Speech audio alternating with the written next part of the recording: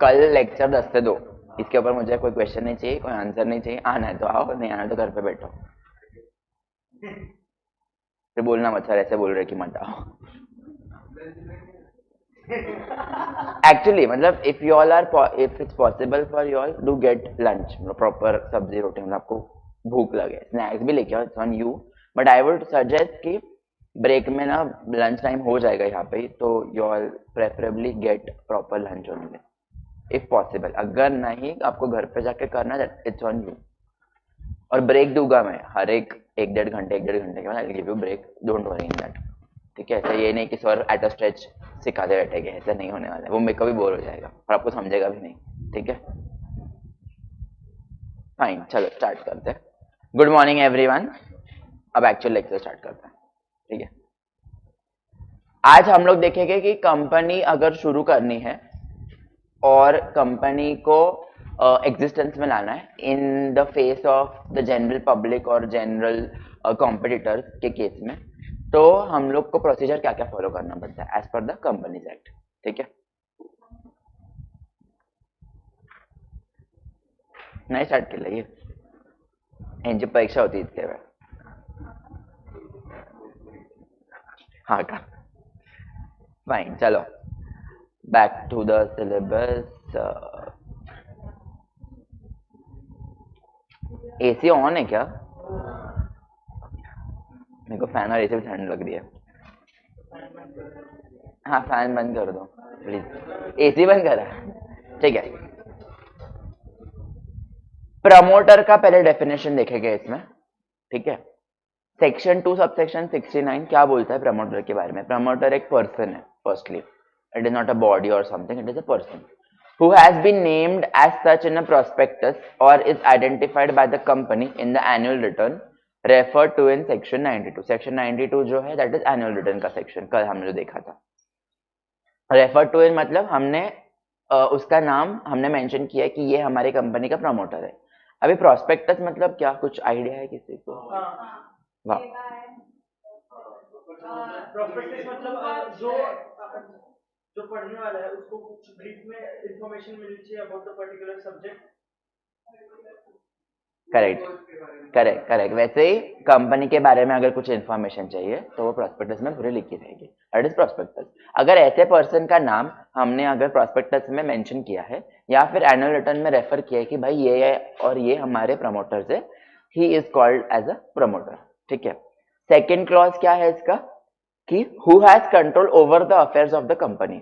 अभी control over the affairs आपको पता है ना, मैंने एक्सप्लेन किया था डे टू डे एक्टिविटीज में जो पार्ट लेता है, डायरेक्टली और indirectly, whether as a share holder, director और अदरवाइज। भले ही वो एक शेयर होल्डर हो सकता है या फिर कंपनी का डायरेक्टर हो सकता है या फिर कोई और हो सकता है, it could be different, normal employ भी हो सकता है, बट उसका क्या पर्पस है, he has control over the affairs of the company, ऐसा person is also called promoter. ये सब और है, एंड नहीं है, हर एक और है। एक मिनट कंप्लीट करने दो फिर। In accordance with whose advice, directions or instructions the board of directors of the company is accustomed to act। accustomed का मीनिंग क्या है? It is कि जिसके डायरेक्शंस के हिसाब से हमें काम करना पड़ेगा, मतलब ये बोलेगा एक्स करना है तो हमें एक्स ही करना पड़ेगा, वाई हम लोग कर नहीं सकते, we can't go against his decision. तो ऐसा भी बंदा हो सकता है जो एडवाइस दे सकता है, डायरेक्ट कर सकता है बीओडी को, या फिर इंस्ट्रक्ट कर सकता है। तीनों वर्ड्स में डिफरेंस है, एडवाइस, इंस्ट्रक्ट, डायरेक्ट, ये बेसिक वर्ड है, ये आपको पता होना चाहिए। किसको करेगा? बीओडी को करेगा, कंपनी के। Now BOD what it does, it will discuss with the promoters and then take a final call कि हमें डिसीजन लेना है या नहीं लेना है। it might be a this person which is called as a promoter। अभी नेक्स्ट, एक सेकेंड, मेरा हुआ नहीं अभी तक। In simple terms we can say persons who form the company are known as promoters। secondly, it is they who conceive the idea of forming the company। जो जिसके पास startup का आइडिया आता है, फिर वो बड़ा जड़ा के कंपनी फॉर्म होती है या फिर वो कंपनी के फॉर्म में एग्जिस्टेंस लाता है, that might be a person. Second could be they take all necessary steps for its registration. अभी कंपनी तो खड़ी की है बट डायरेक्टली मैं मेरा बोर्ड नहीं लगा सकता कि मेरा ये नाम है, मेरा ये ऑफिस है, I have to inform the registrar, मुझे एज पर द एक्ट हमें रजिस्टर करना पड़ेगा. सो जो पर्सन या नेसेसरी स्टेप लेता है ही we can term him as a promoter, ये सारा फुलफिल करना पड़ेगा. उसके बाद it should however be noted that persons acting only in a professional capacity, example the solicitor, banker, accountant etc. are not registered as promoters. Very important, इसको important मत करो. Take for example CA. CA क्या करेगा, company को help करेगा कि forms क्या होंगे, फॉर्म कैसे फिल करने के, ये सब. उसके बाद उसका जॉब खत्म हो गया. It would only help the persons who are starting the company with respect to the procedural work, कि ऐसे करना है भाई, तेरे को कुछ समझता नहीं, तेरे को मैं हेल्प करूंगा. He can't be the promoter. Basically वो क्या हेल्प ही कर रहा है सिर्फ, कंपनी वो खुद नहीं बिजनेस डिसीजन लेगा, वो खुद, उसको पता भी नहीं है कंपनी बिजनेस क्या कर रही है. वो सिर्फ हेल्प कर रहा है कि लॉ के हिसाब से ऐसे ऐसे देखो ये करना पड़ेगा, तो नॉर्मल फॉर्म फिल कर, तू रजिस्टर को फॉर्म सबमिट कर, मेरे मेरे फीस दे दे और मेरा काम खत्म. मैं तेरे को सिर्फ फैसिलिटेट कर रहा हूँ. बेस्ट एग्जाम्पल है सीए का काम, या फिर सॉलिसिटर, बैंकर, एग्जाम्पल था गिवन. मतलब जो भी प्रोफेशनल है, जो भी प्रोफेशनल कैपेसिटी में है, वो हेल्प कर रहे हैं कंपनी को. Those are all not considered as promoter. They are only helping company to their day-to-day, to their some contract or some kind of work which is not like that significant to the company as such, business as such. ठीक है.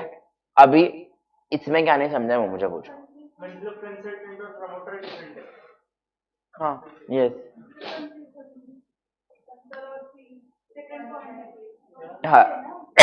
एक second. Bring the idea. Who conceived the idea, bring the idea.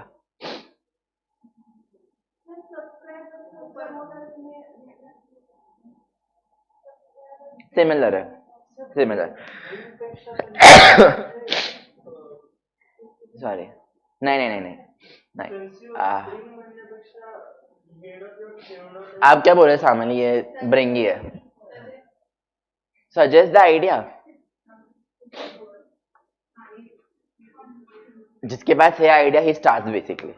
वो सोचता नहीं है कि मैं इसको पूछूं, उसको पूछूं, उसको पूछूं. इसलिए I was connecting with the not actual meaning, but जो फ्लो हो रहा है सेंटेंस में वर्ड, उसके हिसाब से मैं मीनिंग बोल रहा था. If you want you can search on dictionary कि उसका एक्चुअल मीनिंग क्या है. कंसीव का मीनिंग प्रेगनेंसी के टाइम भी हो सकता है. तो फिर आप क्यों हमेशा डिक्शनरी मीनिंग लेके बैठते हो. मैं वही बोलता हूँ, इंटरप्रेट इंग्लिश जो सेंटेंस में बैठना चाहिए. सी पॉइंट होना चाहिए ये वाला. हाँ, क्या चाहिए इसमें, क्या नहीं समझा वो बताओ. किसको समझा है, एक्सप्लेन करो. हिंदी में एक्सप्लेन करो. अगर प्रमोटर होता है वो क्या कर सकता है, वो एक तो एडवाइस कर सकता है, एक तो डायरेक्ट कर सकता है, और एक या तो इंस्ट्रक्शन दे सकता है बीओडी को, और बीओडी को फॉलो करना पड़ेगा ही पड़ेगा. मतलब बीओडी को वो प्रमोटर देता है. एडवाइस, डायरेक्ट और इंस्ट्रक्ट करना और एक्चुअल डिसीजन लेना, इसमें फर्क है. एक्चुअल डिसीजन बीओडी लेगा, वो सिर्फ सुनेगा प्रमोटर का, बट जो ये बोलने का भी राइट है ना, दैट इज प्रमोटर. सबके पास ये राइट रहता है. ऐसा बंदा जिसके पास एडवाइस देने का पावर है, डायरेक्ट करने का पावर है और इंस्ट्रक्ट करने का पावर है, किसको, बीओडी को. Now it is on the BOD कि उसके हिसाब से एक्ट करना है या नहीं. ठीक है.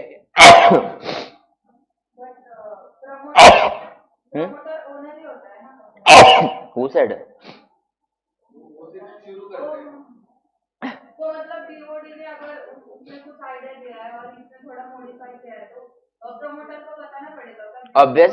Obviously. हाँ. Directions the BOD of the company is accustomed to act. Accustomed to act मतलब बंधनकारक, नॉट कंपल्सरी. रादर इसमें क्या होगा, बीओडी को वो ध्यान में रखना पड़ेगा. They can't ignore it. They have to take की someone is telling us for the benefit of the company. ऐसा पर्सन जिसके पास ये राइट्स है, BOD has to take into consideration all the point he is saying. Then they have to sit and decide कि company के benefit के लिए क्या है, एंड फिर वो डिसीजन लेने पड़ेंगे. क्लियर. बेसिकली त्याचं सामना कंसिडरेशन मध्ये घेणं हे बंधनकारक, कंसीडर करणं. एग्जैक्टली, उसको इग्नोर नहीं करना चाहिए. और कुछ fine with promoters section 269. Company प्रमोटरला पण वेगळ्या पद्धतीने पे करत असते. Payment depends, I don't know. मतलब एक्ट में पेमेंट के हिसाब से कुछ दिया नहीं, it's on the person who form the company. Formation of company section 3. Company कैसे फॉर्म होती है? बेसिक रिक्वायरमेंट क्या है कि कंपनी को कॉन्स्टिट्यूट करना, ये सेक्शन 3 का बेसिक रिक्वायरमेंट है. ठीक है, कॉन्स्टिट्यूशन ऑफ द कंपनी मतलब फॉर्मेशन ऑफ द कंपनी. ये हमने देखा था पब्लिक कंपनी के 7 और मोर. ठीक है, और प्राइवेट कंपनी केस में 2 और मोर पर्सन एंड 1 पर्सन के केस में 1. ये फिर से रिपीट किया हमने. ठीक है, ये डायग्राम आपको याद रहेगा, इजी है. वरती ऑलरेडी डिस्कस केलं ना, परत कशाला द्यायचं. आता हे का दिलं तू विचारेल. Why you have such weird doubts. जो दिया है वो देख ना, गलत है, प्रोविजन गलत है, देन यू कैन डिबेट कि why like this. But if it is already given something जो रिपीट हो रहा है, why you have doubt in that. एक सेकेंड, ऑनलाइन कुछ डाउट है? ओके. अभी सेक्शन 7 बहुत बड़ा है, इसमें बहुत सारे क्या चाहिए का नाही मला नाही. अरे मला सकाळी म्हणजे आहे, मला प्रॉब्लेम आहे शिंकाचा. मला नाही, मला कधी येतात. अच्छा, हा, तुम्हाला होत असेल तर यू ऑल कॅन कन्सिडर. मला आहे प्रॉब्लेम. एसीचा प्रॉब्लेम नाही आहे, मला आहेत प्रॉब्लेम, हेरिडिटरी मला. हो, सायनस आहे मला. सेक्शन 7, अभी इसको ना एक एक पॉइंट को एक बार मैं एक्सप्लेन करूंगा. हाँ, स्टार्ट करना. एक पॉइंट को मैं हर एक पॉइंट एक्सप्लेन करूंगा, बीच में इंटरप्ट मत करना, फिर डाउट्स पूछना, और एक एक पॉइंट हम लोग लेंगे क्योंकि इसमें बहुत सारे पॉइंट्स है. और ये एक बड़ा क्वेश्चन आ सकता है 5 मार्क के लिए, इनकॉर्पोरेशन ऑफ कंपनी. सो इसको कैसे कट शॉर्ट करके लिखना है वो आपके ऊपर है, क्योंकि बहुत सारे पॉइंट्स हैं. ठीक है. Filing of documents and information with the registrar. Basic तो समझा होगा ना कि कंपनी फॉर्म करने तो हमें रजिस्ट्रार को तो बताना ही पड़ेगा, उसके बिना तो कर ही नहीं सकते. कंपनीज एक्ट का यही थंब रूल है कि रजिस्टर जब भी कंपनीज एक्ट आएगा रजिस्ट्रार तो रहेगा ही, depending on where the company situated. ठीक है. For the registration of the company following documents and information are required to be filed with the registrar within whose jurisdiction the registered office of the company is proposed to be situated. Jurisdiction मतलब किसके boundaries में, किसके radius में, या किसके state. मतलब state का क्या होता है, आपके एरिया रहती है, कौन सा स्टेट का कितना एरिया, उसके मतलब उसके बाउंड्रीज में कौन कहाँ पे ऑफिस सिचुएटेड है, that is jurisdiction of the registered office. ठीक है. फर्स्ट पॉइंट क्या है, the MOA and AOA duly signed by all the subscribers of the memorandum. MOA and AOA prepare करना पड़ेगा, वो हम लोग डिटेल में डिस्कस करेंगे, बट अभी के लिए सिर्फ याद रखो they are 2 documents to be prepared. ठीक है. साइन कौन करेगा, सारे सब्सक्राइबर्स. सब्सक्राइबर मतलब जो शुरू में कंपनी फॉर्म करने के लिए हेल्प करते हैं, subscribers. It could be any person in that case, ऐसा कुछ नहीं है, तो उन्होंने साइन करना चाहिए. ठीक है. Next point, a declaration by person who is engaged in the formation of the company and advocate a CA. अभी हमारा यहाँ पे रोल आता है, हम लोग क्या डिक्लेरेशन दे रहे हैं, and by person name in the articles. क्या डिक्लेरेशन दे, that all the requirements, declaration का पर्पस देखो, that is important. All the requirements of this act, the rules made thereunder is in respect of registration and matters precedent और incidental thereto have been complied with. Precedent मतलब matters जो हम लोगों ने अभी तक satisfy किए हैं, मतलब अभी तक हमने कंपनी फॉर्म करने के लिए जो कंपनी एक्ट ने बोला था वो सेटिस्फाई किया है. आगे जाके भी इंसिडेंटल मतलब बाद में कंपनी जब फॉर्म होती है, बाद में भी हम लोग कंपनी एक्ट फॉलो करेंगे. हम लोग डिक्लेयर कर रहे हैं, और डिक्लेरेशन कौन साइन कर रहा है, एक तो ये पर्सन है जो हेल्प कर रहा है, बेसिकली फैसिलिटेट कर रहा है, एडवोकेट, सीए, कोई भी प्रोफेशनल बेसिकली. और सेकेंड है ऐसा पर्सन जो आर्टिकल्स में हमने नाम दिया है, जिसका it could be director, it could B manager, it could be any person, जिसका हमने आर्टिकल्स में नाम दिया है. वो हो सकता है, एग्जाम्पल के लिए what they have given is director, manager, CS. ठीक है, ऑफ द कंपनी. एग्जाम्पल नहीं है ये, इतनी लिस्ट है. सॉरी, डायरेक्टर हो सकता है, मैनेजर हो सकता है, या फिर कंपनी सेक्रेटरी हो सकता है. अभी डिक्लेरेशन का पर्पस क्या था कि सारे रिक्वायरमेंट्स एक्ट के रूल्स के फुलफिल हुए हैं रजिस्ट्रेशन के बारे में, या फिर जो भी मैटर्स हो गए during the registration of the company, या फिर कंपनी इनकॉर्पोरेट होने के बाद में जो मैटर्स आएंगे हम लोग वो सब कंप्लाई करने के लिए रेडी है, ये हम लोग डिक्लेयर कर रहे हैं. It is a form basically we are giving to the registrar. Third point, अभी डिक्लेरेशन और ही देना पड़ेगा। ये कौन देगा? सब्सक्राइबर देंगे। क्या डिक्लेरेशन देंगे? From each of the subscribers to the memorandum and from person named as the first directors. First directors का एक पूरा 2 पेज का डिस्कशन है फाइनल लेवल पे। याद रखो कि ऐसे डायरेक्टर्स जो शुरू शुरू में हमने बनाए हैं, मतलब जो भी सब्सक्राइबर्स है या जो भी पर्सन है, उन्होंने डिसाइड किया कि हम में से ये 2-3 जन फर्स्ट डायरेक्टर्स कंपनी के हो गए जो डिसीजन लेने के लिए केपेबल है, हमें डिसाइड करेंगे, ठीक है। इफ एनी मतलब नॉट अ रेस्ट्रिक्शन कि ये डिक्लेरेशन ये डायरेक्टर्स होने चाहिए। इफ एनी मतलब हमने अगर ये फॉर्म ही नहीं किया फर्स्ट डायरेक्टर, हमने डिस्कस ही नहीं किया कि ये डायरेक्टर्स होने चाहिए फर्स्ट डायरेक्टर, तो नहीं है तो it is okay. In the articles, हम लोग को आर्टिकल्स में ये स्टेट करना पड़ेगा, stating that he is not convicted of any offense in connection with the promotion, formation or management of any company। Convict करना मतलब उसको कभी भी कहीं भी कोई भी ऑफेंस उसने किया नहीं है तो उसको उस केस में जेल नहीं हुआ है। Basically he is not guilty of any misconduct या फिर any wrong doing in the eyes of law. Convict हुआ है बेसिकली, कोर्ट में उसको कहीं भी कुछ हुआ नहीं है। As far as we are mentioning his name in the subscriber as a subscriber or as a first director। एक सेकेंड कंप्लीट करने दो, अब मार्क करो आपके doubt. he has not been found guilty of any fraud or misfeasance or of breach of duty to any company under this act or any previous company not in the last 5 years। very important, last 5 years, पिछले 5 सालों में वो बंदा कुछ fraud नहीं किया है किसी भी कंपनी से रिलेटेड, क्योंकि एक person can be directors in multiple company, ये तो आपने सुना होगा आई फील। हाँ, तो इस केस में उसने किसी भी कंपनी में कहीं भी काम करते हुए कोई भी फ्रॉड नहीं किया है या कोई भी मिस स्टेटमेंट या फिर कोई भी ऐसा काम नहीं किया है जिससे क्या हो रहा है कोर्ट इन्वॉल्व होकर उसको कुछ सजा दे रहा है, ऐसा कुछ भी नहीं किया ऐसे पर्सन ने। एंड वेरी इंपॉर्टेंट, ये तीनों कंडीशंस एंड है। And that all the documents filed with the registrar for registration of the company contain information that is correct and complete and to the best of his knowledge and belief।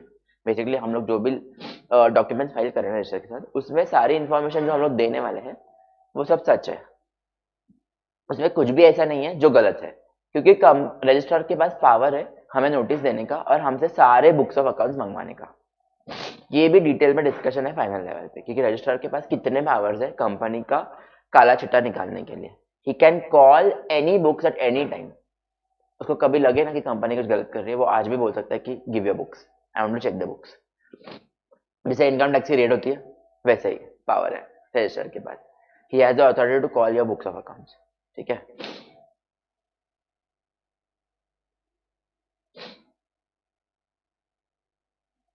हमने 3 bullets देख लिया, उसके बाद 4th, जो भी doubt है लिख के रखो। The address for correspondent till its registered office is established. Simple सी बात है ना, मैंने शुरू किया मेरे घर से कंपनी, ठीक है। अभी सारा जो भी रजिस्ट्रार को कम्युनिकेशन करना पड़ेगा, can he communicate to our house कि लेटर आया है, कुरियर आया है, पार्सल आया है कंपनी के बारे में, तो हमें उसको ऐसा एड्रेस देना पड़ेगा कि जहाँ पे he can communicate with us easily. भले हमने एक रेंट पे शॉप लिया है, भले हमने रेंट पे कुछ छोटा ऑफिस लिया है, तो वो ऑफिस सेटअप करने का पर्पस क्या है कि personal life is different, my business life is different. उसका पर्पस ये रहता है कि हमें ऐसा एड्रेस प्रोवाइड करना पड़ेगा जहाँ पे वो कंपनी के रिलेटेड सारा कम्युनिकेशन सेंड कर पाए। मेल्स हो, मेल आईडी अलग होना चाहिए, सिंपल है। अभी ईमेल कम्युनिकेशन है तो मेल आईडी पर्सनल अलग होना चाहिए, बिजनेस का अलग होना चाहिए, वो सब होना चाहिए।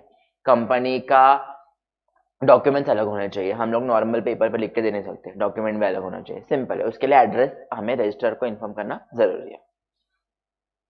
Particulars, names, surnames, family names, residential address, nationality of every subscriber to the memorandum along with proof of identity, and in the case of a subscriber being a body corporate such particulars as may be prescribed। Body corporate के case में simple है, जो भी particulars rules में prescribe किए गए वो सब देने वो रूल्स में डिसाइड हो गया। एक पर्सन के केस में who is a subscriber to the memorandum, उसके केस में क्या होगा, Aadhaar card, PAN card, simple आप जो देते हो ना नॉर्मल चीजों के लिए, आपको कुछ डॉक्यूमेंट सबमिट करना है तो उस केस में जो दे देते हो ना वो सब लिखना है। आपका एड्रेस, आपका फोन नंबर, आपका mail ID, all the details what you know is proof of identity, ये सब डिटेल्स देने पड़ेंगे, ठीक है। Next is particular names including surnames, वो सब चीजें। DIN, अभी ये किसके रिलेटेड है? Of the person mention the article as the subscribers to memorandum. अभी जो person actually it is respect to director, DIN जो आता है ना डायरेक्टर के केस में आता है, डायरेक्टर आइडेंटिफिकेशन नंबर। ये क्या है, ये हम लोग डिस्कस करते हैं। Of the person mentioned in the article as a subscribers to the memorandum and the particulars including proof of identity as may be prescribed. ये रूल्स में दिया होगा कि ऐसे पर्सन जो आर्टिकल में मेंशन है, ऊपर हमने देखा था कि आर्टिकल्स में कुछ मेंशन नहीं है, ठीक है, ये सिर्फ सब्सक्राइबर्स टू मेमोरेंडम है। But if some person are mentioned in the article as subscribers, उनके बारे में हमें सब डिटेल्स देना पड़ेगा। उनका नाम, उनका फोन नंबर, उनकी नेशनैलिटी, उनका प्रूफ ऑफ आइडेंटिटी, ये सब डिटेल्स देने पड़ेंगे। अभी ऐसे पर्सन जो फर्स्ट डायरेक्टर्स है, ये तीनों पॉइंट को ना you can combine, subscribers who is mentioned in the articles and the first director, जिसके बारे में कॉमन डिटेल्स है। क्या डिटेल्स है? सेम, उनके name, surname, family name, address, nationality etcetera. Third point में हो क्या रहा है? Particular the interest of the person mentioned in the article of the first director, मतलब जो फर्स्ट डायरेक्टर है उसके बारे में है, ठीक है। अभी उसका इंटरेस्ट कहाँ पे होगा? दूसरे कंपनी में, दूसरे फर्म में, मतलब he is part of us as well and दूसरे कंपनी का एज वेल, या फिर दूसरे पार्टनरशिप फर्म का एज वेल। वहां पे भी पार्टनर है, यहाँ पे भी partner. It could happen multiple partnership में, या इट कुड हैपन कि वो एक मल्टीपल बहुत सारी कंपनीज का डायरेक्टर है, तो उसको वो कंपनी को बताना पड़ेगा कि भाई मैं ये कंपनी में भी पार्ट हूँ और ये कंपनी का भी पार्ट हूँ। ये सब डिटेल्स उसको देनी पड़ेगी। Along with the consent to act as directors of the company in such form, मतलब ये बता रहे हम लोग कि वो कंपनी का तो मैं पार्ट हुई, ये कंपनी का भी मैं पार्ट हूँ, इसलिए मैं डिक्लेयर कर रहा हूँ कि मैं ये कंपनी का पार्ट हूँ। I have to give my consent. मेरे को किसी ने जबरदस्ती नहीं की कि you become the first director, मैंने खुद से होकर कंसेंट दे रहा हूँ कि मैं फर्स्ट डायरेक्टर बनना चाहता हूँ ये कंपनी का। यहाँ तक क्लियर है बुलेट्स? अभी लास्ट एक डिस्कस करते हैं। Particulars provided in this provision shall be of the individual subscriber and not of the professional engage in the incorporation of the company. ये हमने ऑलरेडी देखा है। प्रोफेशनल कैपेसिटी में जो हम लोग काम करें उसके बारे में डिटेल्स नहीं देने, जो सब्सक्राइबर है उसके बारे में डिटेल्स देना। सो फार हमने एक पॉइंट डिस्कस किया। अभी एक बार आप फिर से रीड करो, आपको जो जो डाउट्स थे वो सारे मुझे पूछो एक एक करके।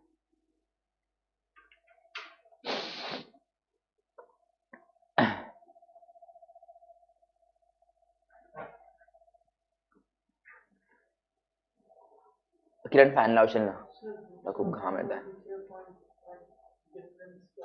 सेकंड और third point, second and third ये बुलेट नहीं, फिफ्थ एंड सिक्स्थ बुलेट। हाँ ठीक है, फर्स्ट डाउट आ गया, 5, 5th and 6th। Okay, address वाला, एड्रेस और उसके नीचे वाला, the address for correspondence still is registered office is established. Company के रिलेटेड है ना। फिर पर्टिकुलर्स वाला 6th और 7th, हाँ। Particulars names including of every subscriber and proof of identity. Okay, particulars the person mentioned in the article. Okay, articles में अगर हम मेंशन कर रहे हैं कि ये सब्सक्राइबर है, उसके डिटेल्स आएंगे 6 पॉइंट में, मतलब ये वाले पॉइंट में। सारे सब्सक्राइबर्स का नहीं बोल रही है, person mentioned in the articles, मतलब हम लोग आर्टिकल्स में सबको बता रहे हैं कि ये हमारे सब्सक्राइबर्स हैं। एवरी सब्सक्राइबर नहीं, कुछ सब्सक्राइबर्स। और यहाँ पे क्या हो रहा है, ये बोल रहे कि हमें हर एक सब्सक्राइबर का चाहिए। इन शॉर्ट दोनों पॉइंट का मीनिंग ये है कि सारे सब्सक्राइबर का डिटेल आना चाहिए।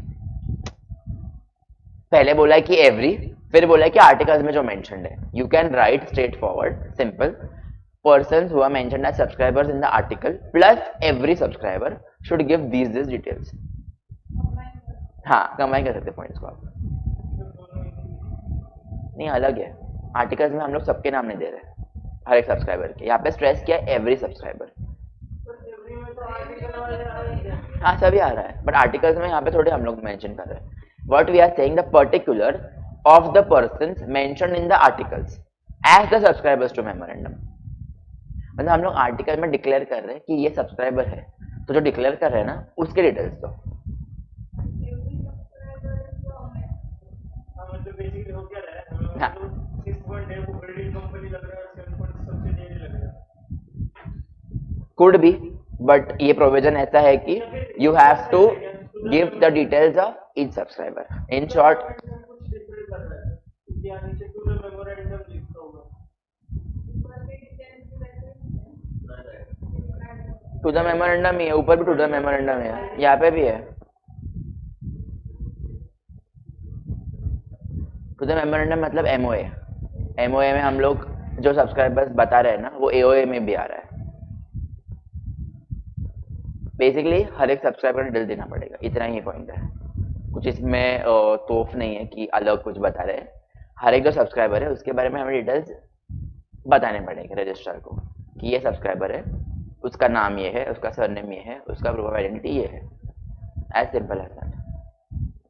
सिर्फ आपको स्पेसिफाई करना पड़ेगा कि आर्टिकल्स में मैं किसको मेंशन कर रहा हूँ सब्सक्राइबर, और ऊपर के पॉइंट में ये है कि इतने सारे सब्सक्राइबर्स हैं, उन सबके डिटेल्स में दे रहा हूँ आपको, पर्टिकुलर्स ऑफ एवरी सब्सक्राइबर। फर्क सिर्फ उतना वर्ड्स का है, वर्ड्स का खेल है आपका। ठीक है,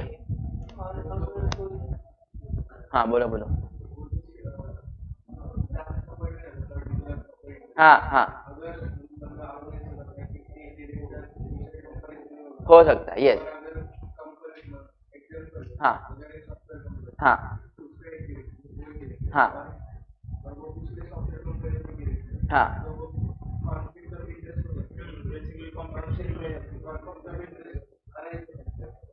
नहीं, क्यों? डायरेक्टर थोड़ी फुल टाइम काम करते बैठता है कंपनी के लिए। He is only for the sake of taking crucial और बिग डिसीजन। नहीं नहीं नहीं नहीं नहीं नहीं नहीं नहीं नहीं, director is not shareholding. No no no no, he is not a share holder. इसलिए directors can be directors of multiple company. Purpose is कि कंपनी के बड़े बड़े डिसीजन के लिए he facilitates and he gets payment for that. हाँ, he is not a share holder, इसलिए confident. हाँ, काइंड ऑफ एडवाइजर, या नहीं नहीं नहीं हो नहीं। बट लिमिट है कि एक डायरेक्टर कितने कंपनी में डायरेक्टर हो सकता है, ये लिमिट सारे फाइनल लेवल। जैसे मैंने बोला कि 120 पेज का चैप्टर डायरेक्टर का। ठीक है, हाँ।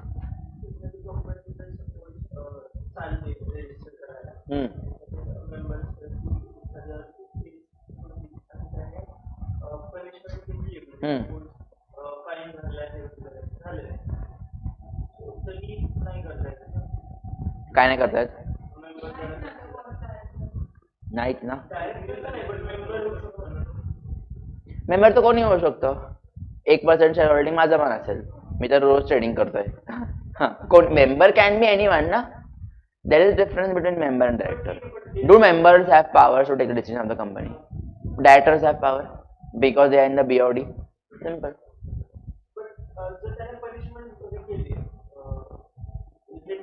कोणी घेतली? सॉरी, हाँ तो ठीक है ना। ये देखो ना क्या लिखा है, आप कौन सा पॉइंट बोल रहे हो, फर्स्ट या सेकंड?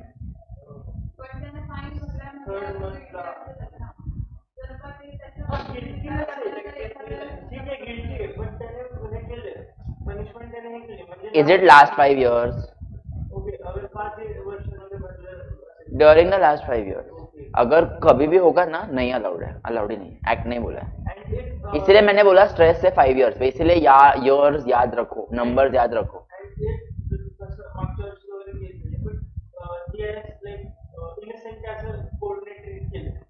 हाँ तो पहले ना, ठीक है, क्या बोला है, he has not been found guilty of any fraud. Court decide करेगा ना ये गिल्टी है या नहीं है, जजमेंट कौन देगा? Basically something he has done जिसका डिसीजन अभी पेंडिंग है, अभी तक आया नहीं है। ही कैन बी डायरेक्टर क्योंकि उसको प्रूव नहीं किया है गिल्टी किसी ने। अगर गिल्टी प्रूव किया है और अगर वो लास्ट के 5 साल में हो रहा है तो ही कांड भी, बट उसको गिल्टी भी प्रूव नहीं किया है और उसने कुछ तो गलत भी किया है, तो इस केस में ही कैन बी, क्योंकि कोर्ट ने कुछ डिसाइड नहीं किया अभी तक, वो अभी भी केस पेंडिंग है कोर्ट में। क्लियर है?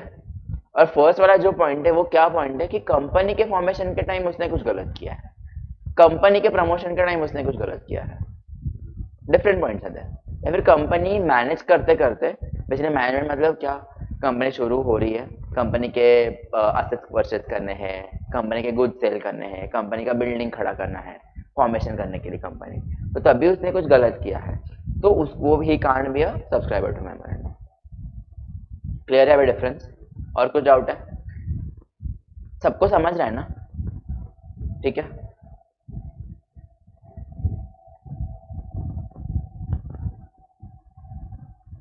करस्पॉन्डेंस मतलब क्या, ये समझा ना?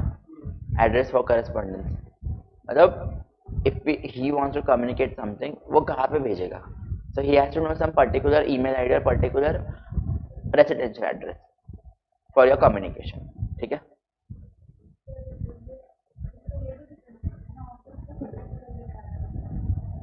दिखाने की जरूरत नहीं है, उसको एड्रेस दिया तो वो खुद आके देखेगा, आपको दिखाने की जरूरत नहीं है, मतलब फिजिकली दिखाने की जरूरत, on paper he, on paper, इसलिए तो हम लोग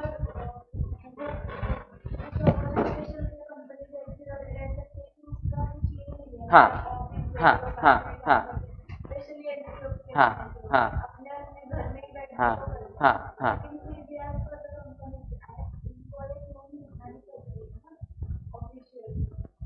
रजिस्ट्रार क्रॉस चेक करने के लिए आ सकता है, यस यस यस, कि आप, हाँ हाँ ठीक है बोल, हाँ हाँ हाँ, बट एनपीओ का पर्पज ही नहीं था ना, वो कंपनी का पर्पज क्या रहेगा? आपने ऐसे देखा क्या कंपनी कोई घर से करता है? जैसे private limited, public limited, listed है, हाँ हाँ हाँ, एनपीओ सेक्शन 8 कंपनी के केस में, हाँ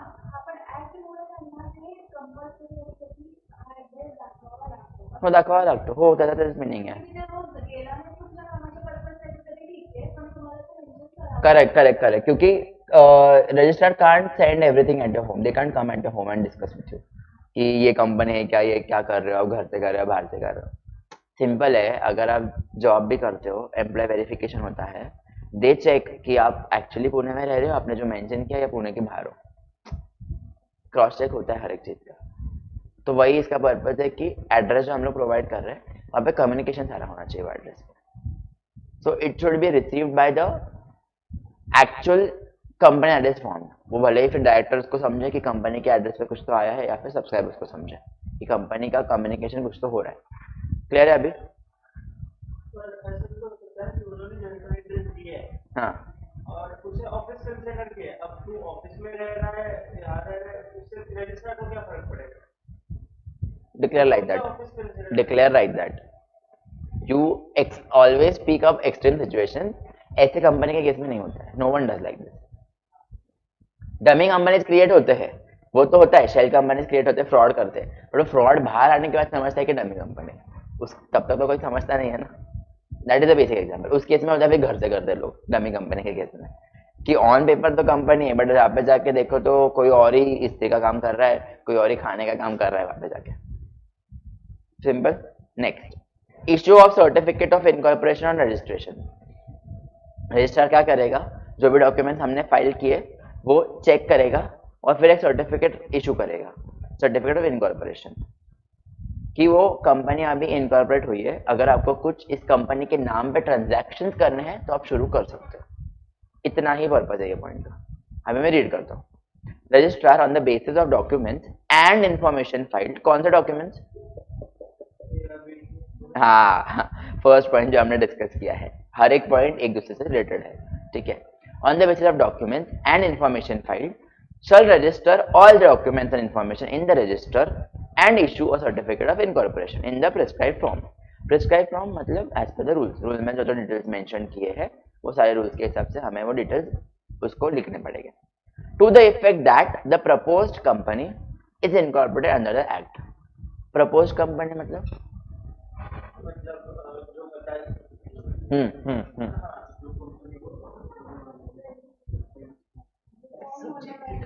हाँ हाँ हाँ, उसको वो इनकॉर्पोरेट करेगा, वो ये करेगा रजिस्टर की सर्टिफिकेट इशू करेगा.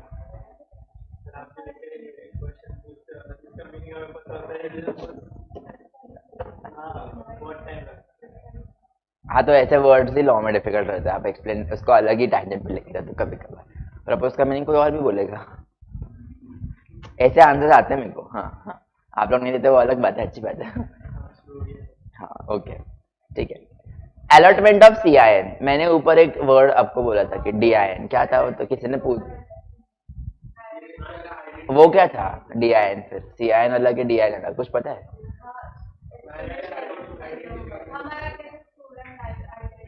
व्हेरी स्मार्ट, हाँ सामने वेरी स्मार्ट, बरोबर है, आंसर बरोबर है। हाँ बराबर है। तो इस केस में क्या होता है, डायरेक्टर मतलब हमने जो देखा कि एक डायरेक्टर बहुत सारे कंपनीज में हो सकता है, डायरेक्टर क्या है वो कैसे हो सकता है, ऐसे नॉर्मल नहीं कि नाम दिया साइन किया होगा डायरेक्टर, ऐसे नहीं रहता है। उसका एक पर्टिकुलर नंबर अलर्ट होता है which is called as director identification number. उसका पर्पस ये है कि टू आइडेंटिफाई कि वो कितने कंपनीज में डायरेक्टर है, और वो MCA के मतलब मिनिस्ट्री ऑफ कॉर्पोरेट अफेयर्स के साइड थ्रू हमें वो DIN ऑब्टेन करना पड़ता है, ठीक है, कि आइडेंटिफाई कि ये डायरेक्टर अगर है तो ये कौन से कंपनीज में डायरेक्टर है, उसके CIN के थ्रू, ठीक है, DIN के थ्रू, नॉट CIN, DIN के थ्रू। अभी वैसे ही CIN रहता है कॉर्पोरेट आइडेंटिटी नंबर, इसमें क्या रहता है, सर्टिफिकेट ऑफ इनकॉर्पोरेशन में एक नंबर मेंशन होगा कि ये कंपनी अगर इस नाम से कोई और दूसरी कंपनी शुरू होती है विच इज रॉन्ग, क्योंकि ये कंपनी को स्पेसिफिक नंबर दिया तो इस नाम से अभी कोई शुरू नहीं हो सकता है, नाम भी और नंबर भी, बोथ आर यूनिक। अभी देखो ना आप, मैगडी का लोगो कोई बाटा वाला यूज कर सकता है, शूज वाला, सिंपल है क्योंकि वो उसके नाम पे रजिस्टर्ड है, उसके नाम पे पेटेंट है, उसके नाम पे ट्रेडमार्क्स है। हाँ वैसे ही है, समझ रहा है अभी CIN का पर्पस, DIN का पर्पस। CIN में कुछ डाउट है? DIN number is the number generated. I think it is alphanumeric number. Yes, it is alphanumeric number. Alphanumeric पता है? नहीं, alphanumeric का explain करो, what is that? Numbers. Alphabets plus number is alphanumeric. हाँ. Correct. हाँ.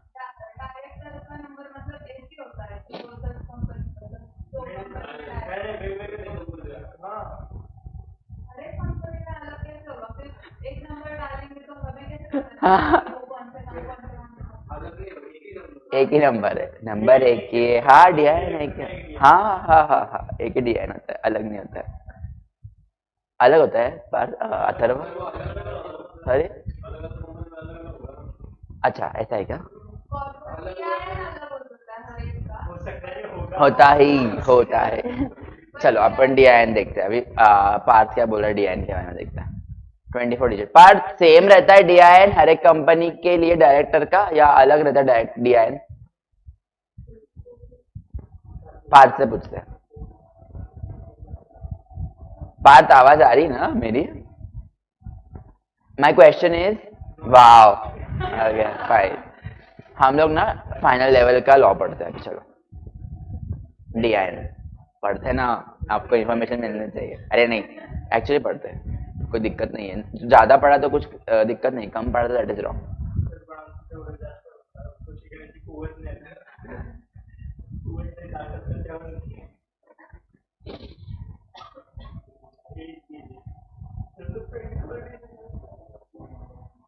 देखो क्या था अथर्व, एक है या अलग है DIN?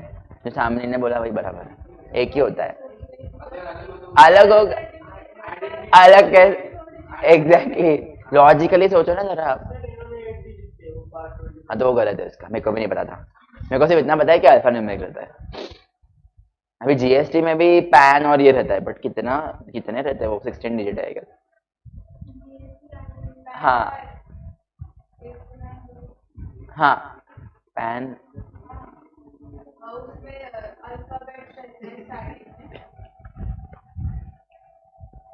10।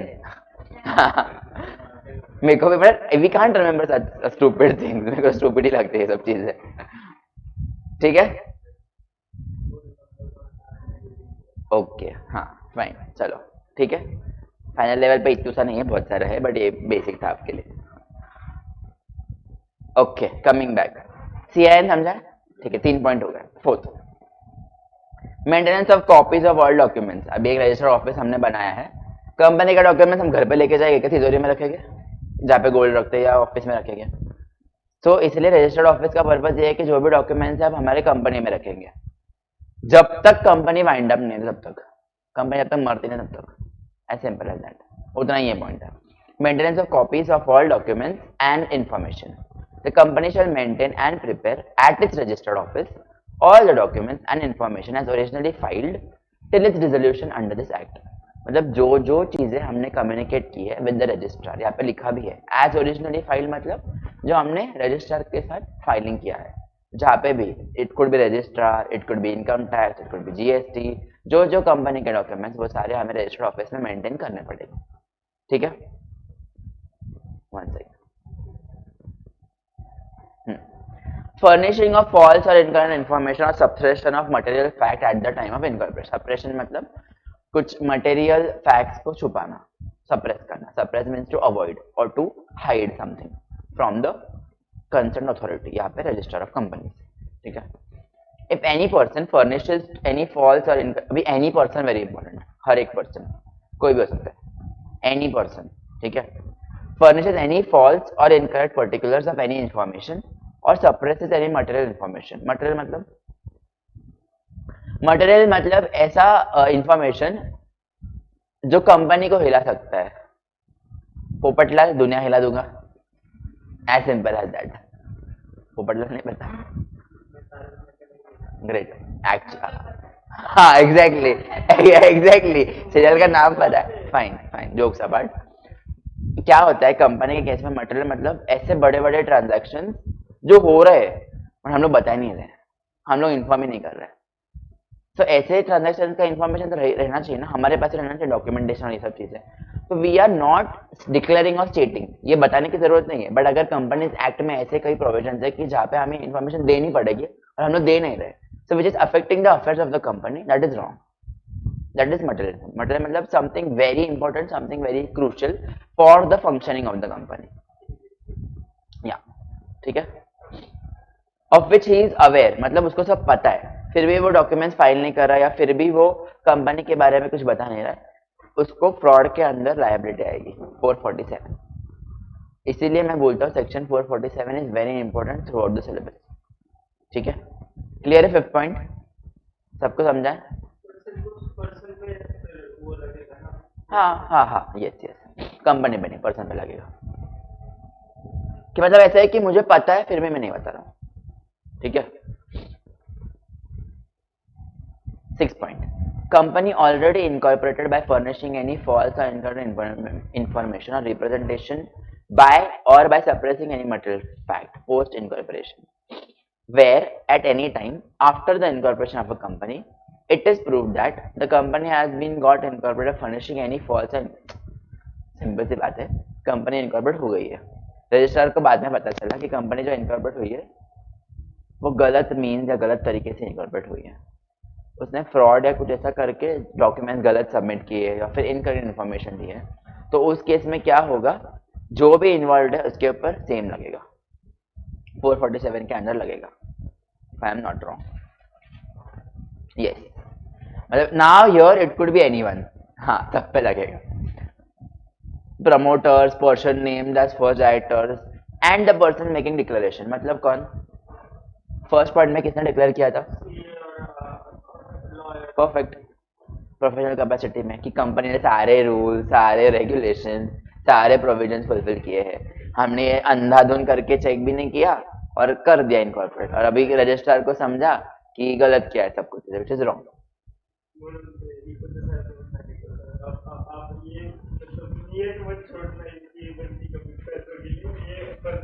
हाँ एग्जैक्टली एग्जैक्टली माई पॉइंट कि actual journey starts when you become a CA.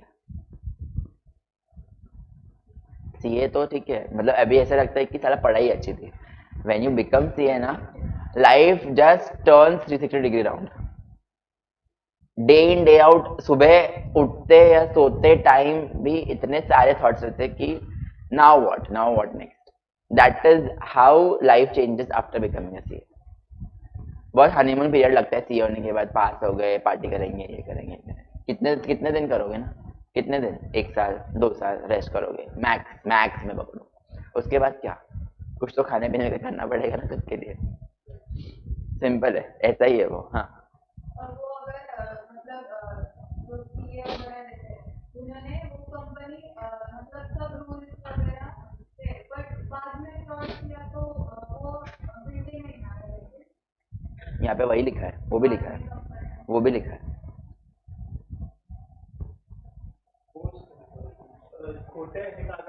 वाटून त्यांनी कॉर्पोरेट केले तर ते सीएल वगैरे वरती where at any time after the incorporation of company it is proved that the company has been got incorporated. ये proof कब हो रहा है? बाद में हो रहा है. ये गलत किया है. Excuse. By furnishing any information of incorrect information filed or made for incorporating such company. मतलब जो भी डॉक्यूमेंट्स दिए सीए ने ठीक से चेक करने चाहिए थे, नहीं किए चेक, इसीलिए गलत हो रहा है. एक्सक्यूज. और by any fraudulent action the promoters name, मतलब जिसने भी ऐसे किया है वो गलत हो जाएगा.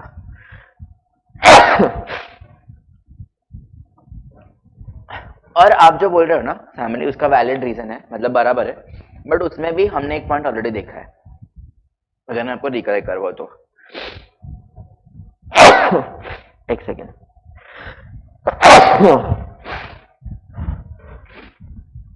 ये पढ़ो एक बार फिर से, मैंने फोकस दिया था यहाँ पे. सीए जो डिक्लेरेशन दे रहा है वो क्या दे रहा है?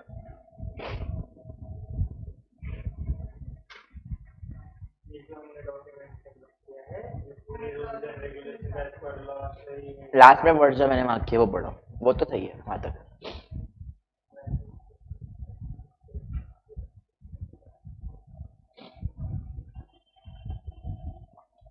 सिंपल है.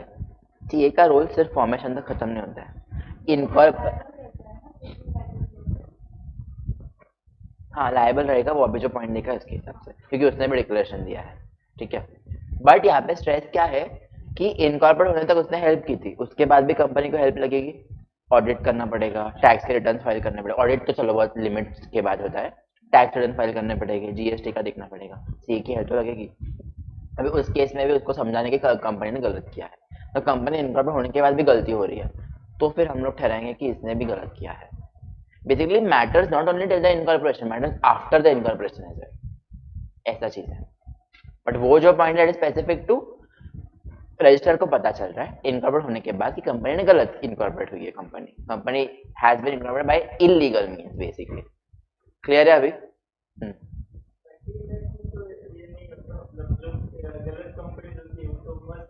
Exactly my point. Companies act मतलब डिफिकल्ट होते जा रहा है, but still I feel loopholes है कंपनीज एक्ट में, ये कंपनी इतने फ्रॉड्स क्यों कर रही है. ठीक है, क्लियर है अभी?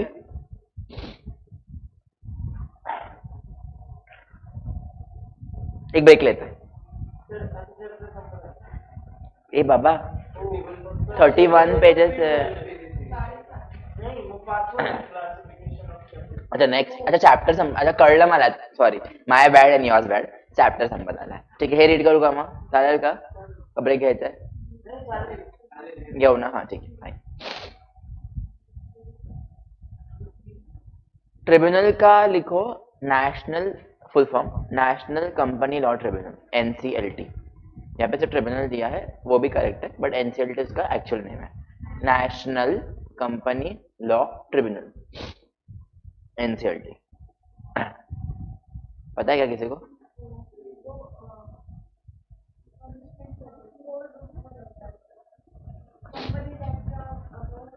कंपनीज एक्ट की अपेक्स बॉडी बेसिकली, जहाँ पे सारे डिसीजन या सारे कोर्ट डिसीजन आते कोर्ट के.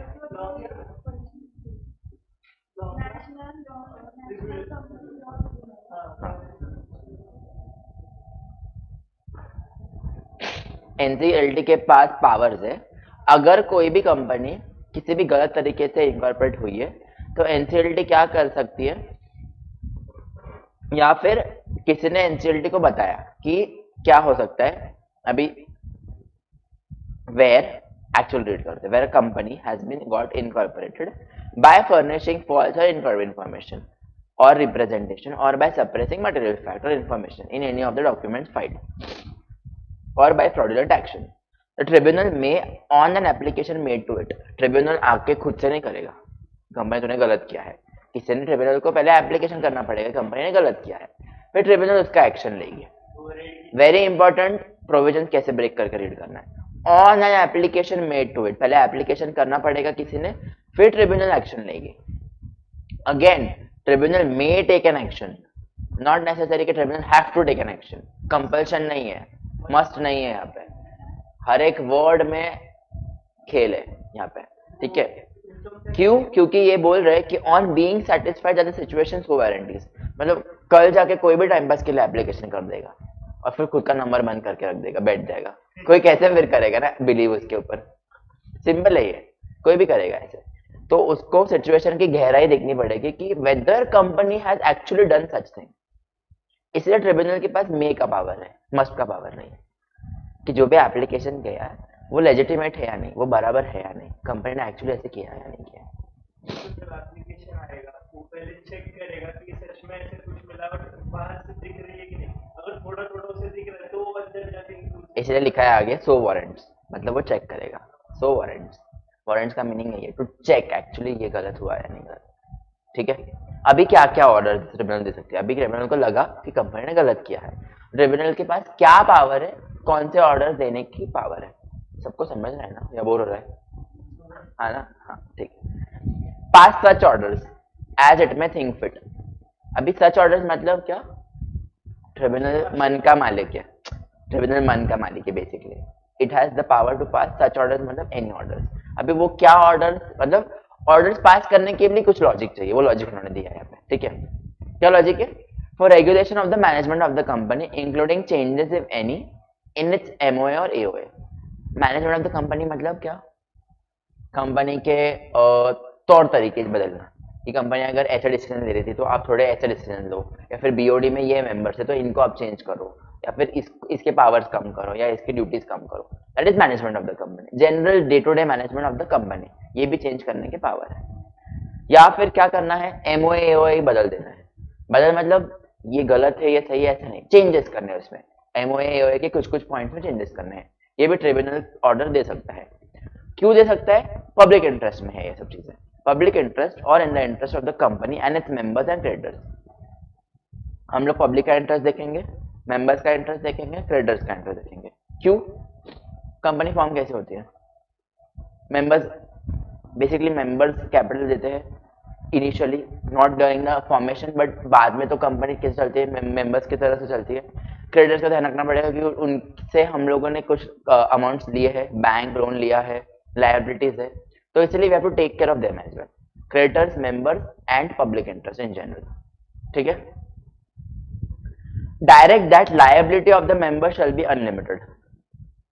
ये भी पावर है कि अगर मेंबर्स की लायबिलिटी लिमिटेड थी तो अभी हम लोग बोल सकते हैं, डायरेक्ट कर सकते हैं कि अभी उनकी लायबिलिटी अनलिमिटेड हो जाएगी. Tribunal has the power to pass such order as well. और ये सब और या एंड नहीं है, कोई भी एक पावर ट्रिब्यूनल एक्सरसाइज कर सकता है. Removal of name of the company from the register of companies.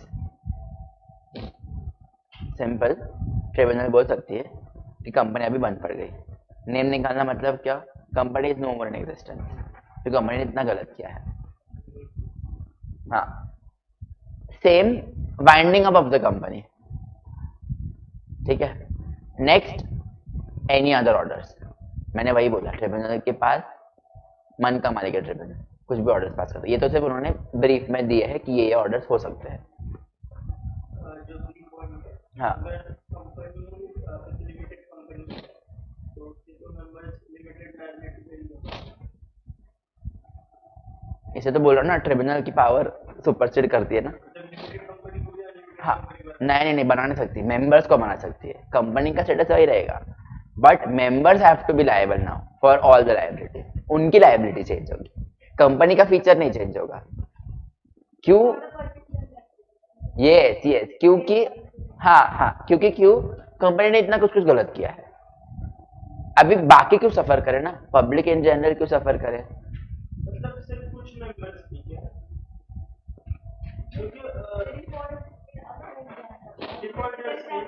Correct. हाँ, default. Yes.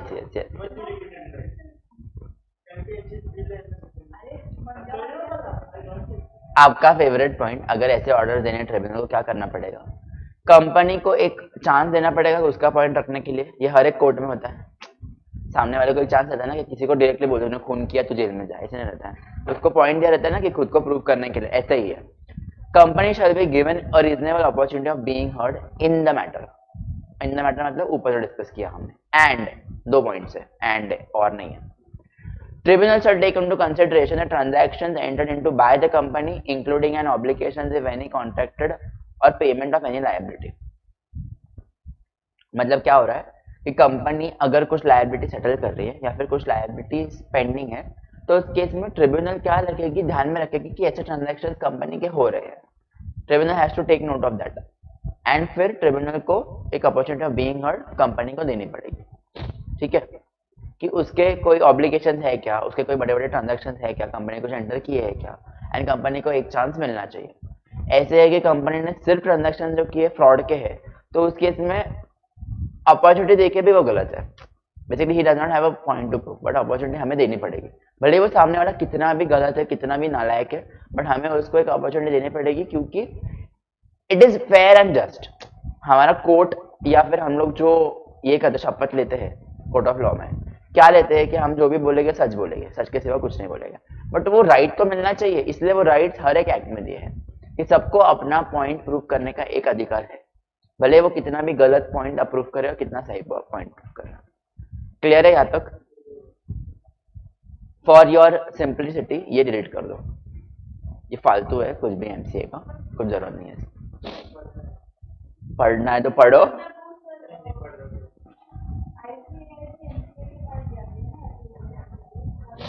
MCA is a national authority where different institutes or different bodies are registered. I'll show you the site, you will understand.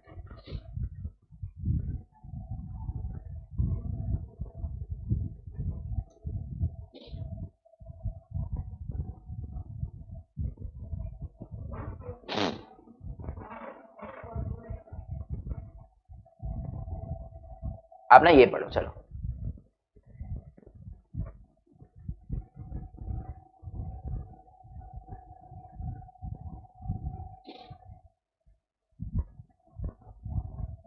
Very important.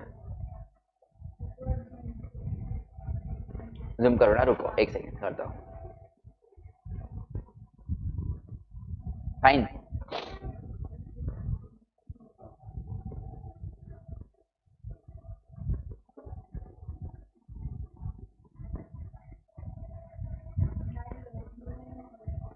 नहीं करते?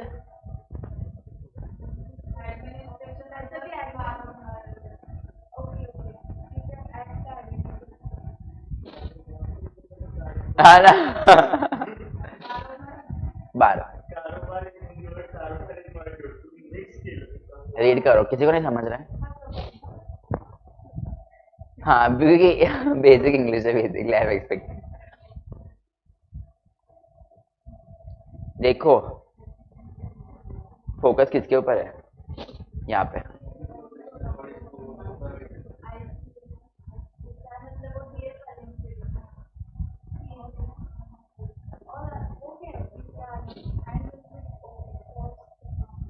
CA में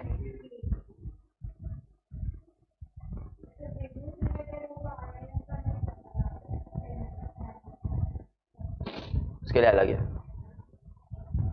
fine, समझा MCA का मतलब?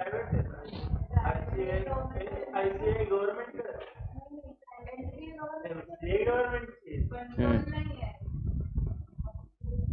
ICI private है मतलब?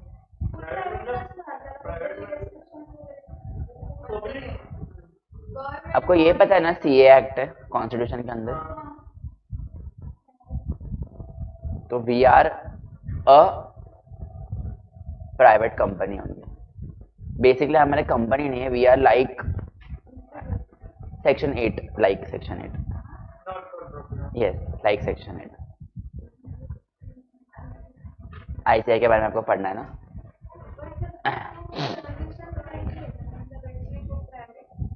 चलो नहीं, रीड करो, आपके नॉलेज के लिए वेरी इंपॉर्टेंट इट इज।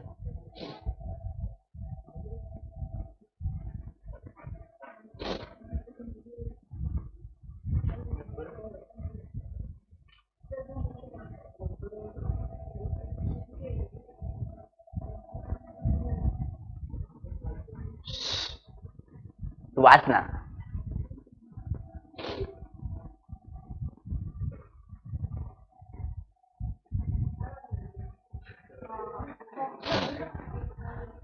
वो प्राइवेट है मतलब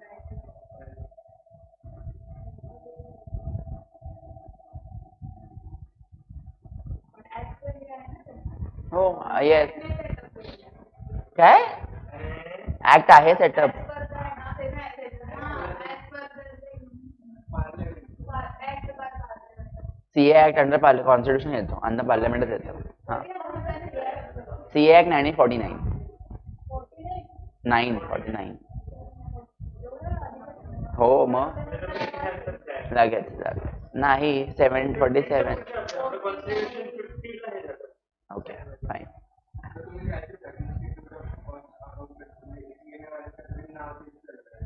ते दरवर्षी चेंज करतात, येड लागलं त्यांना.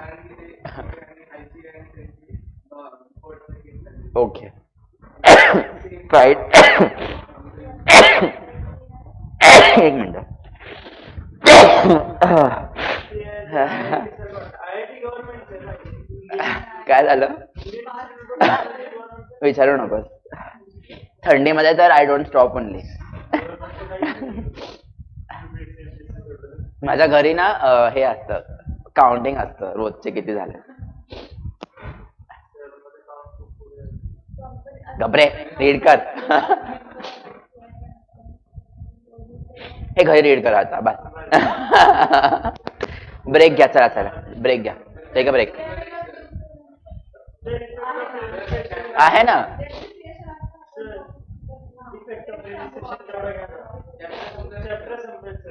ए जा ब्रेक घे. Take a break online. कापे गए ऑनलाइन मेरे बच्चे. अरे भूख ला.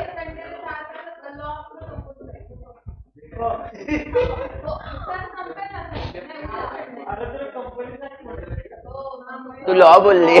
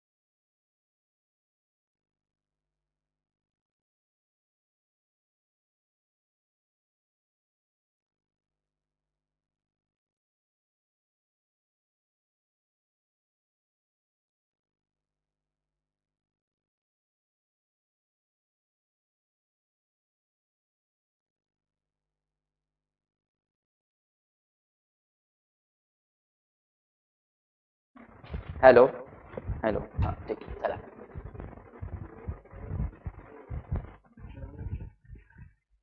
मी इथे का पॉज केलं? शिट.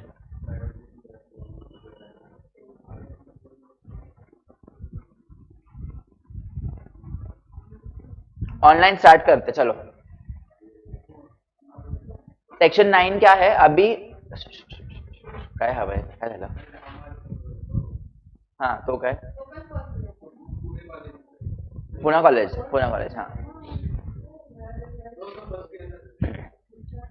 सेक्शन 9 क्या है? अभी कंपनी इनकॉर्पोरेट हो गई है, कंपनी रजिस्टर हो गई है.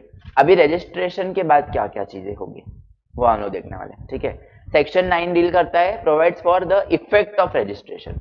कंपनी रजिस्टर हो गई है, उसके बाद क्या इफेक्ट्स होंगे वो हम लोग देखेंगे, ठीक है. According to section 9, from the date of incorporation, very important, date of incorporation कहाँ पे मेंशन होगी? हाँ, correct. Certificate of incorporation, the subscribers to the memorandum and all other person who may from time to time become members of the company shall be a body corporate by the name contained in the memorandum. Such a registered company shall be capable of exercising all the functions of an incorporated company under this act and having perpetual succession. Basically इसका meaning क्या है? एक पूरा paragraph का बहुत कुछ लिखा है, I'll explain. कि कंपनी इनकॉर्पोरेट हो गई है, कंपनी रजिस्टर हो गई है, अभी कंपनी के पास सारे पावर्स है जो हमने फीचर्स में पढ़े थे ना, perpetual succession, common seal, company खुद के नाम में प्रॉपर्टी खरीद सकती है, बेच सकती है, कंपनी सू कर सकती है, company can be sued, someone can sue the company. ये सारे राइट्स एंड प्रिविलेजेस अभी कंपनी के पास आएंगे as per the act only. पहले कंपनी इनकॉर्पोरेट नहीं थी तो अभी कुछ पावर नहीं था, अभी सारे पावर्स आ जाएंगे. इतना ही बोलना है इस पॉइंट का, ठीक है. Next is by the said name. Said name मतलब जो हमको सर्टिफिकेट रजिस्ट्रेशन में नाम हमने दिया था वो नाम से अभी कंपनी जानी जाएगी, और अभी कुछ भी अग्रीमेंट्स और कॉन्ट्रैक्ट्स हो गए वो कंपनी के नाम पे होगा, जो नेम हमें मिला है इनकॉर्पोरेशन सर्टिफिकेट में, और डेट ऑफ इनकॉर्पोरेशन के बाद से या उस दिन से, ठीक है. उसके पहले जो भी होगा वो गलत होगा, हाँ, वो कंसिडर नहीं करेंगे हम लोग. अभी next paragraph. From the date of incorporation mentioned in the certificate, the company becomes a legal person separate from the incorporated. मतलब legal entity का feature, separate legal entity. And there comes into existence a binding contract between the company and its members, as evidenced by the MOA and AOA. Binding contract मतलब क्या हो रहा है? Basically we are trying to tell कि हम लोग MOA AOA में सारी इन्फॉर्मेशन देंगे कि कंपनी यहाँ पे है, कंपनी के रूल्स ये है, कंपनी के रेगुलेशन ये है, कंपनी में अगर किसी को ज्वाइन करना है तो ये प्रोविजंस है. सिंपल, क्योंकि कंपनी और मेंबर्स अलग अलग है. तो if anyone wants to be a part of the company, they have to simply read the MOA and AOA कि कंपनी करती क्या है, कंपनी का बिजनेस क्या है, कंपनी फॉर्म कैसे हुई है, कंपनी कब फॉर्म हुई है, ये सब रीड करके आपको अगर इंटरेस्ट है तो हमारे कंपनी में ज्वाइन करो. You are always welcome. इसका यही पर्पज है कि इनकॉर्पोरेशन होने के बाद बाकी इन जनरल पब्लिक के पास क्या क्या राइट्स है basically to understand what the company does in actual, ठीक है. अभी MOA AOA आपको रीड करना होगा ना, किसी भी कंपनी का आप नॉर्मल डाउनलोड कर सकते हो, गूगल से रीड कर सकते हो कि what all is mentioned in the MOA and AOA, ठीक है. It has perpetual succession until it is dissolved by liquidation or struck out of the register. Struck out मतलब रजिस्टर से नाम निकाल देना. हमने ऊपर एक पॉइंट पढ़ा था कि ट्रिब्यूनल के पास पावर है, if the company does anything wrong it can direct the company to remove its name from its register, ठीक है. एंड डिसॉल्व मतलब लिक्विडेट, मतलब कंपनी का लॉसेस ज्यादा हो रहे हैं इसलिए कंपनी लिक्विडेट हो रही है, बंद हो रही है. A shareholder who buys shares does not have any interest, does not buy any interest in the property of the company. But in certain cases, a writ petition will be maintainable by a company or its shareholders. क्या हो रहा है? मैं एक member हूँ company का, मैं एक शेयर होल्डर हूँ. Do I have any right in the company's assets? Not at all. वही इन्होंने बोला. But there are some exceptional cases और सम सिचुएशंस जहाँ पे रिट पिटिशन मतलब क्या?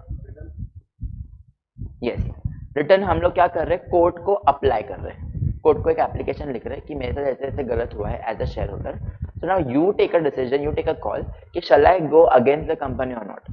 ऐसे एक्सेप्शनल केसेस जो है वो सिलेबस में नहीं है, but they have just highlighted कि सिचुएशन ऐसे भी होते हैं कि जहाँ पे भले ही आप शेयर होल्डर हो, भले ही आपने सिर्फ शेयर्स खरीदे या सेल किए हैं, बट आपके साथ अगर गलत हुआ है So you have option in certain cases to apply the company by writing a application to the court. ठीक है? A legal personality emerges from the moment of registration of a company. Legal personality मतलब separate legal entity. From the moment that the person subscribing to the MOA and other persons joining as members are regarded as body corporate or a corporation in aggregate, and the legal person begins to function as an entity. Same जो ऊपर discuss किया कि जब से company register हुई है या incorporate हुई है तब से हम लोग ऐसे उसको देखेंगे in the eyes of law, members अलग है, कंपनी अलग है, they now fit in the definition of separate legal entity. ठीक है, उस दिन से a company on registration acquires a separate existence and the law recognizes it as a legal person, separate and distinct from its members. अभी इतने सारे case laws है, सिर्फ उन्होंने नाम दिया है. अगर आपको केस में क्या हुआ था वो जाके पढ़ना पड़ेगा. Why I am not stressing and why I am not explaining this case laws, because ये confusion होगा, क्योंकि आपको इस पे क्वेश्चन नहीं आएगा, ट्रस्ट में, क्योंकि ये उन्होंने खुद ने दिया नहीं है डिटेल में. हमें सिर्फ केस लॉ का रेफरेंस दिया है कि ये केस लॉ में ऐसे कुछ हुआ था जहाँ पे ये सेपरेट लीगल एंटिटी का कॉन्सेप्ट फिर से प्रूव हो गया कि members are different and company is different. ठीक है, so what was this state trading corporation of India versus commercial tax officer. अभी जो आपके सिलेबस में डिस्कस किए केस लॉज वो हम लोग एक्सप्लेन करेंगे क्योंकि वो पेपर में आते हैं, बट ये सारी चीजें सिर्फ आपको रेफरेंस के लिए दिए हैं कि आपको नहीं याद रखा तो भी चलेगा, it's okay. It may be noted that under the provisions of the Act, a company may purchase shares of another company and thus become a controlling company. इसका बेस्ट एग्जांपल क्या है? होल्डिंग सब्सिडरी ना, legal term में holding subsidiary कि एक company दूसरे company के shares खरीदती है, इफ 20% और मोर एसोसिएट बन जाती है, इफ 50% और 50 मोर देन 50% देन सब्सिडरी बन जाती है. अगर कुछ भी नहीं तो नॉर्मल शेयर होल्डर जो हम लोग करते हैं ट्रेडिंग, या फिर जेवी बनती है, जेवी में दो आते हैं साथ में एक कंपनी के कॉन्ट्रैक्ट को कंप्लीट करते हैं, एज सिंपल एज दैट. तो what are they doing? They are controlling a company by investing in the company. ठीक है. However, merely because the company purchases all shares of another company, it will not serve as a means of putting an end to the corporate character of another company, and each company is a separate juristic entity. Very important. मैं एक company का subsidiary बन गया, sorry मेरी एक subsidiary बन गई एक company. Does it change the name of the subsidiary company? Does it change the character of the company? क्या उसके मेंबर्स को मैं बोल सकता हूँ कि तू मेरे हिसाब से काम कर? क्या मैं उसके मेंबर्स को निकाल सकता हूँ बिकॉज उसने कुछ गलत किया है? एज इन उसने डे टू डे एक्टिविटी में कुछ गलती की है, एक मिस्टेक की है, नॉट दैट ग्रेट की कंपनी अफेक्ट हो रही है. Do I have the power to do anything against him? क्या उसका स्टेटस चेंज होता है? क्या मैं उसके लोगों को चेंज कर सकता हूँ कि बिकॉज मैं भी कंट्रोल कर रहा हूँ, मैं कुछ भी कर सकता हूँ? Not at all. उसका सेपरेट लीगल एंटिटी का स्टेटस और उसके मेंबर्स का स्टेटस अलग ही रहेगा. Its character does not change because I am holding that company, because I have the power to that hold that company. मेरा पावर क्या है as a holding company? To take the business decision, to direct the business decision of the subsidiary company, but not to make clerical changes in the company at all. Clear है? Case law क्या है? Exactly, correct example. Spencer and company limited Madras versus CWT Madras. ठीक है.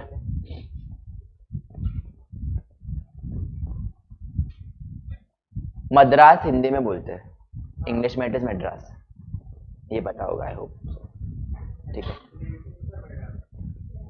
हाँ ठीक. As has been stated above, the law recognizes such a company as a juristic person. Juristic मतलब judicial. Similar meaning, having similar meaning under the court of law, eye of law. Separate and distinct from its members. The mere fact that the entire share capital has been contributed by central government and all its shares are held by the President of India and the officers of the central government does not make any distinction in the position of registered company, and it does not make a company an agent either. Perfect. अभी क्या हो रहा है ये case में एक company है जिसका पूरा शेयर होल्डिंग किसके पास है? मतलब क्या हुआ? हाँ, perfect. Does that affect its existence? Basically कि मेंबर सेम है और कंपनी सेम है, ऐसे हो सकता है क्या? मतलब कंपनी का एग्जिस्टेंस अलग है और मेंबर्स का एग्जिस्टेंस अलग है. उन्होंने यही बोला, इतना ही है. मतलब they are trying to stress कि भले ही प्रेसिडेंट ओन करता है पूरा स्टेक, भले ही गवर्नमेंट ओन करता है पूरा स्टेक एक कंपनी में, कंपनी का एग्जिस्टेंस और मेंबर्स का एग्जिस्टेंस चेंज नहीं होता है, it is one and the same. Just the fact कि गवर्नमेंट में इन्वॉल्व, गवर्नमेंट पूरा इन्वॉल्व है और प्रेसिडेंट इन्वॉल्व है, it does not change the existence और status of the company. Clear है केस लॉ? हाँ, बिकॉज केस लॉ में अलग अलग चीजें हुई है ना, यहाँ पे गवर्नमेंट आ रहा है, ऊपर अलग कंपनी आ रही थी, ऊपर होल्डिंग अलग था, ये सब चीजें, इसीलिए डिसीजन सेम है, बट केस में हुआ जो है, फैक्ट्स जो हुए हैं, सिचुएशन जो हुई है वो अलग है, डिसीजन सबका सेम है। क्लियर है सबको? पैसेज में क्या थे? दोनों नहीं थे, वही एक्सप्लेन किया है, एक बार पढ़ो ना। हाँ हाँ, सिर्फ अलग केस लॉ है, और केस लॉ डिटेल में एक्सप्लेन नहीं किया, नाम दिया है उसका सर, ठीक है। अभी effect of MOA and AOA, ठीक है, यार क्लियर है? सेक्शन जो था रजिस्ट्रेशन के ऊपर, effect of registration, section 9 basically. Section 10 क्या बोल रहा है? Where the MOA and AOA registered shall bind the company and the members thereof to the same extent as if they respectively had been signed by the company and by each member, and an agreement to observe all the provisions of the memorandum and articles. All monies payable by any member to the company under the MOA or AOA shall be a debt due from him to the company. क्या meaning है इसका? ठीक है, MOA and AOA भेदभाव नहीं करता है। चल तू बोर्ड ऑफ डायरेक्टर है, तेरे को इतना ही एप्लीकेबल होगा, चल तू मिनिस्टर है, प्राइम मिनिस्टर, तेरे को इतना ही एप्लीकेबल होगा, चल तू एक नॉर्मल एम्प्लॉय है, तेरे को इतना एप्लीकेबल होगा। एमओए एंड एओए सबके लिए ट्रांसपेरेंट है, सबके लिए सेम है, इसमें कुछ चेंजेस नहीं होगी, भले ही तू कितना भी बड़ा पॉलिटिशियन हो, भले ही तू कितना ही बड़ा अमीरजादा मुकेश अंबानी हो, MOA and AOA is common to everyone. आपको जो भी दिया है एमओए वो रीड करके आपको कंपनी का पार्ट बनना है, आप ब्लाइंडली बनोगे तो वो आपकी गलती है। एग्जैक्टली एग्जैक्टली, एमओए कंपनी पर से डिफाइंड होता है, हर एक कंपनी का एमओए अलग होगा, बट वो सबके लिए सेम होगा, तो जो भी वो कंपनी का पार्ट है, भले फिर ईशा अंबानी काम करती हो या फिर अनिल अंबानी काम करता हो, कोई भी काम करता हो मुकेश अंबानी के कंपनी में, रिलायंस में, एमओए चेंज नहीं होता है, इसका यही पर्पज है। मतलब उसका जो भी इफेक्ट है, जो भी रिपरकेशंस हो गए फ्यूचर में जाके, या फिर जो भी कॉम्प्लिकेशंस आएंगे अगर किसी ने एमओए के अगेंस्ट कुछ किया है, तो वो सही है, क्योंकि कंपनी कैन टेक एक्शन, क्योंकि एमओए में ऑलरेडी दिया था, बट तू पढ़ के नहीं आया, तेरी गलती है ये, company has the right to tell the concerned person. Clear है? समझ रहा है इसका पर्पस क्या है? अभी ये वाला जो पॉइंट है, all money payable by any member to the company under the MOA और AOA shall be a debt due from him to the company. मतलब एमओए में अगर बोला होगा या एओए में बोला होगा कि सर्टन अमाउंट के बाद you can be a share holder, या सर्टन लिमिट के बाद you have to become a particular member of the company, या फिर कुछ कंडीशंस हो गए कि तेरे क्वालिफिकेशन ये होने चाहिए, ये होना चाहिए, वो होना चाहिए, देन इट इज एलिजिबल, कि वो भी लायबिलिटी है, कंपनी के पास राइट है कि to recover the unpaid amount on the shares. ऐसा नहीं है कि वो कोई एक्स पर्सन इसलिए उसको हमने वेवर दिया है, हमने उसको छूट दी है कि तू इतना मत भर, तू अच्छा बंदा है, ऐसा नहीं होता है, सबके लिए सेम है। क्लियर है यहां तक? कुछ डाउट है दोनों इसमें, सेक्शन 9 सेक्शन 10 में? एनीथिंग? ठीक है, चैप्टर 5 है क्लासिफिकेशन ऑफ कैपिटल। मैंने बोला था कि अकाउंट्स में होगा, बट लॉ में ही है, आपको अलग अलग कैपिटल के डेफिनेशन, ठीक है। Capital has a variety of meaning. अभी आप बताओ, आपको क्या क्या मीनिंग पता है? हाँ अजुन? हाँ क्या? हाँ बराबर बराबर, अलग अलग मीनिंग पूछे मैंने। हाँ और वही बोला,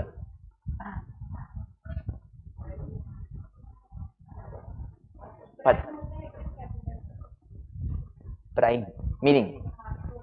हाँ हाँ हाँ हाँ,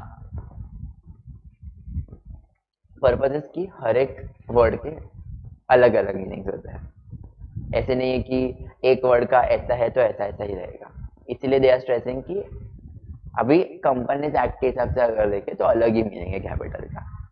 हाँ हाँ हाँ, ठीक है। It means one thing to economist, another to accountants and still another to businessman and lawyers.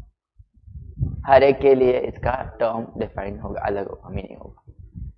In relation to a company limited by share, the word capital means share capital, ये हमने देखा है। That is the figure, the capital of figure in terms of so many rupees divided into shares of fixed amount. Equation मैंने explain किया था, quantity into price per share is equal to share capital, वही equation है यहाँ पे. In other words, the contribution of persons to the common stock of the company form the capital of the company.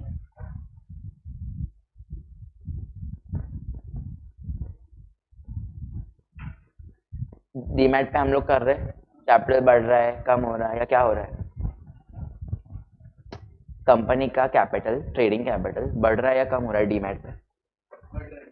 मतलब हम लोग जो trading कर रहे हैं, हाँ, रोज कुछ चेंजेस हो रहे हैं.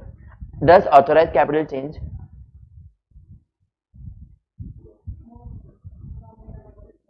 इशूड कैपिटल चेंज होता है, paid up share capital change होता है. हाँ, वही मीनिंग है इसका. ठीक है. The proportion of the capital to which each member is entitled is his share. Share का मीनिंग क्या है?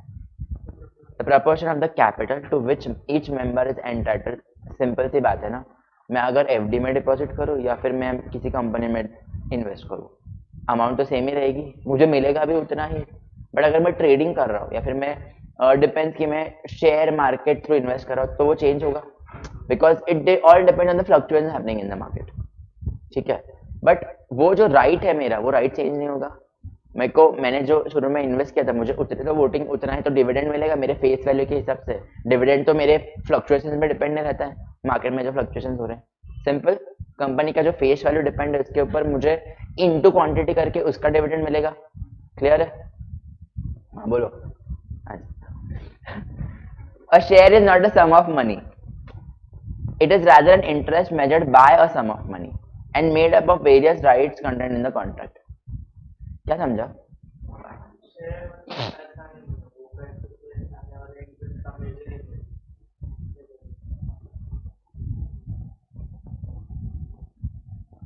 किसी को क्या समझ रहा है इसमें? हाँ, नींद आ रही दिख रहा है.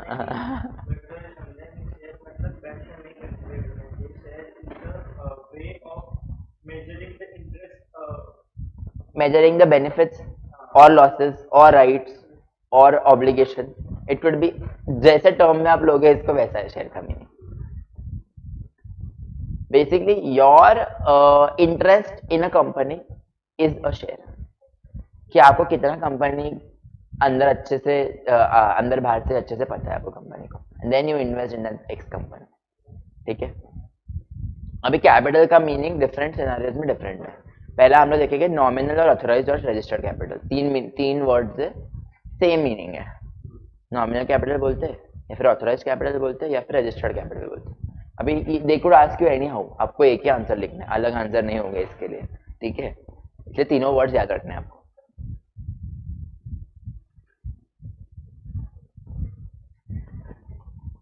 It is defined under section 2 subsection 8 of the Companies Act. मतलब क्या है? Such capital as is authorized by the MOA to be maximum amount of share capital of a company. हम लोग शुरू में जब MOA बनाते हैं कंपनी का, तब हम लोग डिसाइड करते हैं कि मेरे ऑथोराइज कैपिटल क्या होगा कंपनी में. अभी आप बोलोगे सर ये चेंज नहीं होता है क्या? कर सकते हैं ना, आप MOA को चेंज करो, आर्टिकल चेंज करो, हो जाएगा चेंज. बट MOA और आर्टिकल चेंज करना इतना इजी नहीं है. हाँ, इतना इजी नहीं है. हाँ, टाइम भी लगता है.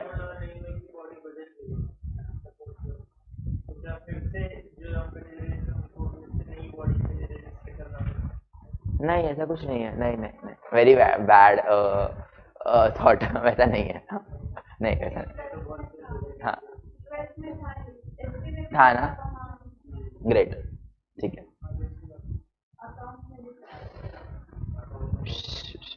ठीक है, लड़ो मत. Thus it is the sum stated in the MOA as the capital of the company with which it is to be registered, being the maximum amount which it is authorized to raise by issuing shares and upon which it pays the stamp duty. Stamp duty basically authorise capital raise करने के लिए या फिर share issue करके raise करने के लिए हमें एक एक्स अमाउंट स्टैम्प ड्यूटी पे करनी पड़ेगी. सिंपल सी बात है. मैं अगर ट्रेडिंग करता हूँ नॉर्मल शेयर्स का, डू आई पे स्टैम्प ड्यूटी? वो क्यों? बिकॉज वो ऑथोराइज कैपिटल नहीं है. सिंपल है. ऑथोराइज कैपिटल हम लोग एक बार मैक्सिमम अमाउंट डिसाइड करते हैं, तो उस केस में हमें स्टैम्प ड्यूटी पे करनी पड़ेगी. गवर्नमेंट को कि हम लोग कंपनी शुरू कर रहे हैं, मेरा ऑथराइज कैपिटल ये होगा, ये लिमिट मैं सेट कर रहा हूँ, for that reason I am paying the stamp duty, कि आप ये अप्रूवल दे दो कि मैंने ये हमें मैक्सिमम अमाउंट फिक्स की है। हाँ प्रॉपर्टी परचेज करते हुए हाँ करेक्ट, यस ठीक है। It is usually fixed at the amount at which it is estimated the company will need including the working capital and reserve capital if any. ये estimate करते हैं, इसके लिए कोई फॉर्मूला नहीं है ऑथराइज कैपिटल के लिए। Be very clear in your mind. आपको इसको एक्सप्लेन भी ना बहुत ब्यूटीफुली सिंपल पॉइंट्स में एक्सप्लेन कर सकते हो इसको, अगर आपको कॉन्सेप्ट समझाए तो। आप बताओ चलो क्या हो गए पॉइंट, सिंपल वर्ड्स लेके यहाँ पे पढ़ो एक बार और फिर मेरे को आप बताओ क्या एक्सप्लेन करोगे इसमें।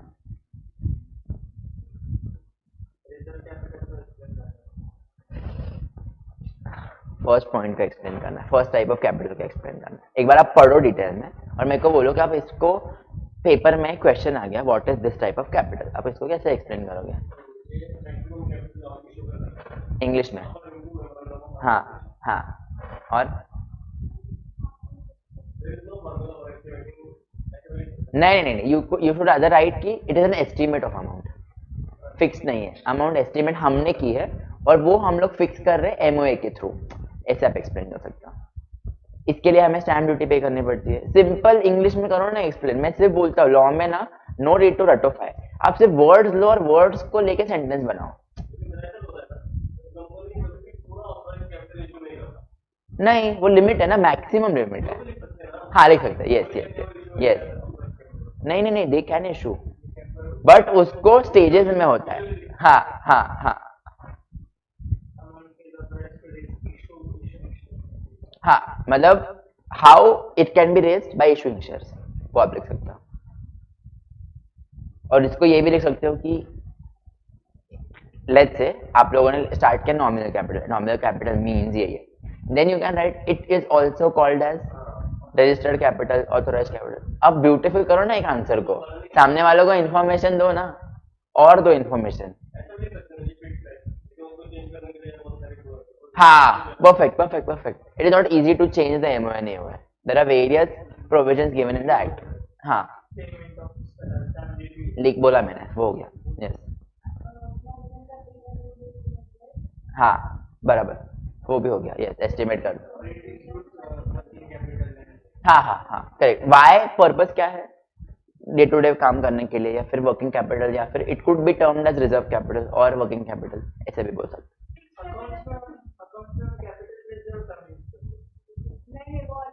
ये भाई अलग है दोनों, रिजर्व कैपिटल और कैपिटल रिजर्व अलग अलग है। कैपिटल रिजर्व किसके लिए यूज होता है? जो हमें प्रॉफिट होता है शेयर्स को, मतलब किसी ने हमें शेयर्स पूरे पे नहीं किए तो हम उसके शेयर कैपिटल रिजर्व डेप्रिसिएशन के नहीं यूज होता, रीइश्यू करते हो। हाँ रीइश्यू करते ओके मैं पूरा प्रोसेस बता रहा हूँ। ओके फाइन ठीक है, बट अलग अलग टर्म्स है, अलग अलग मीनिंग्स है उसके, ठीक है। कैपिटल रिजर्व क्या क्या इसका यहाँ पे क्या वर्किंग कैपिटल का तो समझ में आ गया कि रिजर्व कैपिटल मतलब जो हम प्रॉफिट हाँ प्लाउ बैक कर रहे हैं बिजनेस के लिए, दैट इज रिजर्व कैपिटल, ठीक है। या फिर शेयर अप्रिसिएशन या फिर स्टॉक अप्रिसिएशन आपके कंपनी का, दैट इज रिजर्व कैपिटल, ठीक है।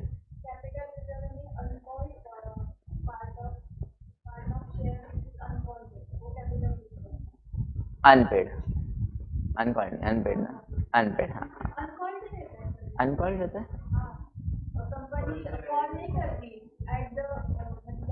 अच्छा अनकॉल्ड,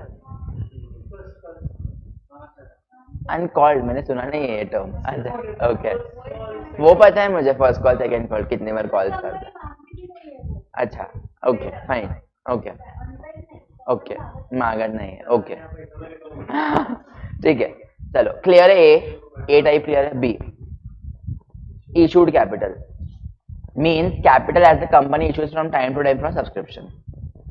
कंपनी इशू कर रही है शेयर, हम लोग सब्सक्राइब कर रहे हैं, ठीक है। It is that part of authorized capital which is offered by the company for subscription and includes the shares allotted to for consideration other than cash. Cash नहीं आता है इसमें, मतलब क्या हो रहा है, एग्जाम्पल, ठीक है।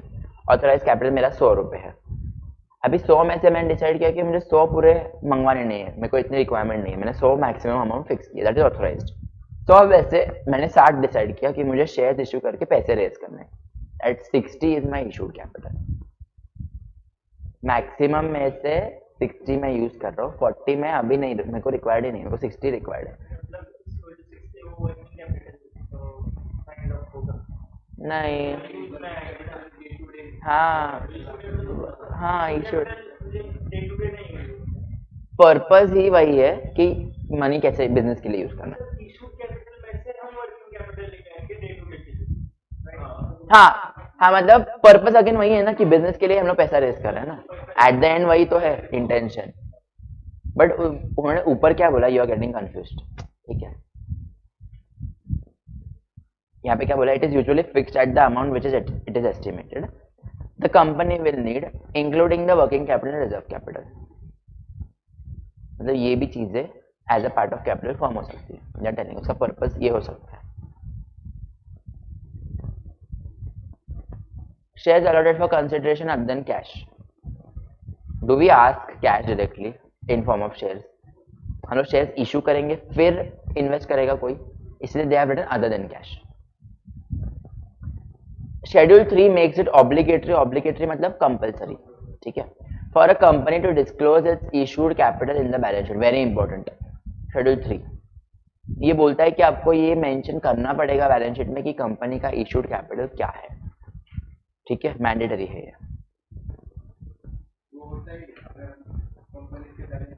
एग्जैक्टली वहाँ पे मेंशन रहता है बैलेंस शीट। 7 रुपए कैपिटल इशू करेंगे 100 में से और वर्किंग लग रहा है 10, ऐसे डिफरेंट होता है वर्किंग कैपिटल हम लोग स्पेसिफाई नहीं करते, frankly speaking, in balance sheet. उसका पर्पस है बट हम लोग स्पेसिफाई नहीं करते, ठीक है। Subscribe capital which is for the time being subscribed by the members of a company। Issue किया है बट पूरा इशू थोड़ी आता है, 60 मैंने इशू किया तो 60 लोग सब्सक्राइब, 60 पूरा सब्सक्राइब करेंगे। कुछ आईपीओ में ऐसे होता है क्या, जो एक्सपेक्ट करते हो पूरा सब्सक्राइब होता है, वैसे नहीं होता है। Same your goes as your as well, कि मैंने इशू किया है एक्स अमाउंट, सब्सक्राइब कितने लोगों ने किया, दैट इज सब्सक्राइब कैपिटल। मतलब मैंने 60 मांगा था बट मेरे को आए 45 ही, that is subscribe capital. Example के थ्रू समझो, आपको समझेगा। ओवर सब्सक्राइब्ड, हाँ हो सकता है, हैपन, इट हैपन कि आईपीओ ओवर सब्सक्राइब होता है। हाँ रेयर है, ओवर सब्सक्राइब भी सिखाती है, ओके ठीक है। अगं अरे आहे हो, इमोशन्स कळतात मला, हाँ आहे बरं ठीक है।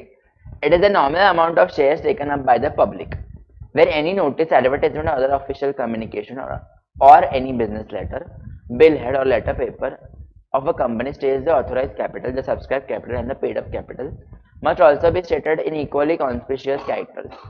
मतलब क्या बोल रहे, हमें ये सब चीजें मेंशन करनी पड़ेगी कौन से भी डॉक्यूमेंट में। एग्जांपल एनी डॉक्यूमेंट, क्या subscribe, authorise, paid up capital, ये तीनों हमें मेंशन करना पड़ेगा। पेड अप कैपिटल नीचे हम लोग डेफिनेशन देखेंगे उसका। और default in this regard very important, क्या डिफॉल्ट होगा अगर ये मेंशन नहीं किया तो। अभी देखो इसके लिए भी डिफॉल्ट है, मतलब ये मेंशन नहीं करने के लिए भी डिफॉल्ट है। क्या है, liability to pay penalty extending to 10,000 rupees and 5,000 rupees respectively. Company के ऊपर कितना है,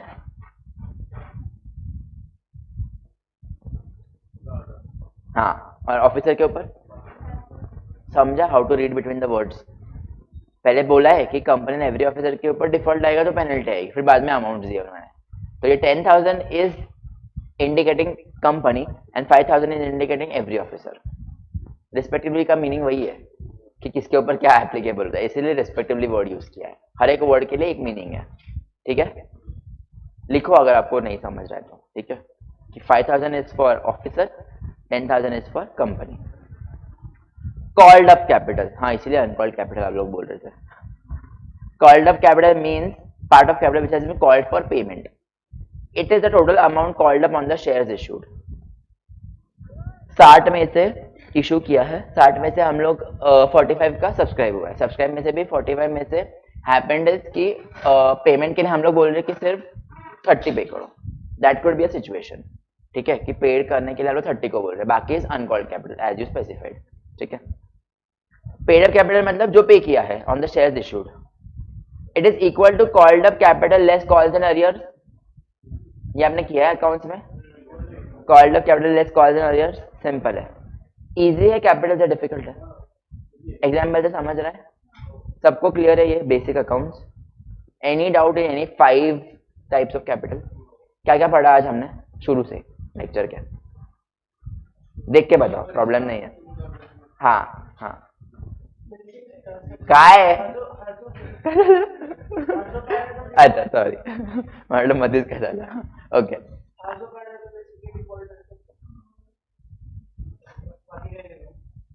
बाकी ह्या आहे की का डिफॉल्ट केली आहे? डिफॉल्ट काय ते सांग ना आधी. की आपण ते मेन्शनच नाही केलं याने डॉक्युमेंटवर. ठीक है, हाँ हाँ हाँ. और क्या किया आज?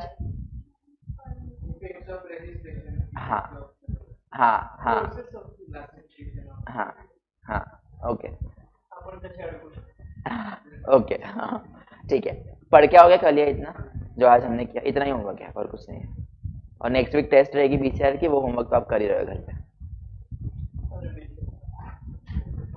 फुल सिलेबस है, टेस्ट फुल सिलेबस पे नहीं है, बट आपको पढ़ना फुल सिलेबस है. हाँ मारा नहीं, वो मैं डिसाइड करूँगा, मेरा आपका पेपर सेट नहीं है. 20 या 30 नॉर्मल उतना ही है.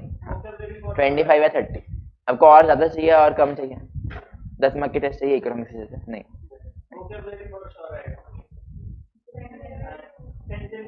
आप ही जजमेंट लो सर, क्या पूछ सकते हैं? काय झालं? सैटरडे असणार है टेस्ट, नेक्स्ट सैटरडे मोस्टली. हाँ अभी इतना हिंट दे दिया, अभी आप पढ़ो घर पे. चलो डेट काय मला माहित नाही. डेट नाही माहिती. सॅटर्डेला काय झालं? कुठले इकोची काय टेस्ट असते तुमची? किती मस्त असते. तेच तर. एक्झॅक्टली मी शॉक झालो, ह्याला काय झालं ईश्वरला. शिट. चला स्टॉप करूया.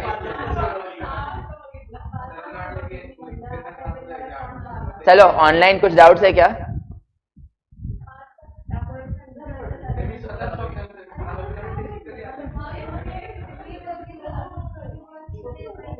स्टॉप करते हैं आज के लिए. Thank you thank you. या कल क्लास है ऑनलाइन, ठीक है? गए गए गए, क्लास है बोल रहा हूँ मैं. हाँ हाँ या ओके, थैंक यू. मेसेज टाकतो ना.